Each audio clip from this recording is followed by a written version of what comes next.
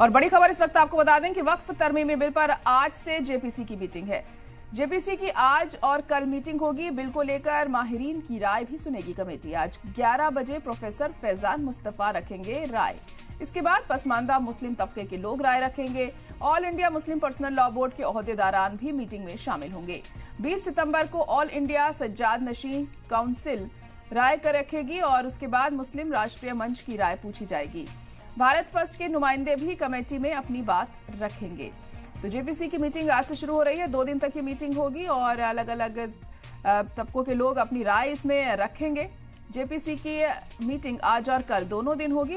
Bill को लेकर माहिरीन की तरफ से राय भी शेयर की जाएगी यहाँ पर और ये कमेटी उनकी राय सुनेगी। आज 11 बजे प्रोफेसर फैजान मुस्तफा अपनी राय रखेंगे। इसके बाद पसमानदा मुस्लिम तबके के लोग भी अपनी राय रखेंगे। तो अलग अलग तबके के लोग यहाँ पर ये बताएंगे कि आखिर वो इस बिल को लेकर क्या सोचते हैं, क्या उन्हें लगता है, क्या ये बिल आना चाहिए, क्या कुछ इसमें तब्दीलियां होनी चाहिए अगर ये बिल लाना है। तो ये तमाम ऐसी चीजें हैं जो कहीं ना कहीं साफ होंगी अब जब मीटिंग की शुरुआत होगी।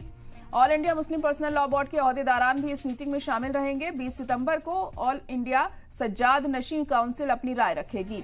तो अलग अलग लोग यहाँ पर अपनी राय रखेंगे। इन 2 दिनों में देखना होगा कि वक्फ बिल को लेकर क्या एक राय कायम हो पाती है। इस मीटिंग में कौन कौन से मुद्दे ऐसे होते हैं इस बिल में जो उठाए जाते हैं, किन बातों को लेकर यहाँ पर मुखालफत देखिए लगातार की जा रही है, क्या उनमें कुछ बदलाव होगा, क्या इसमें कुछ तब्दीली की जाएगी और फिर क्या उसके बाद ये बिल पेश किया जाएगा।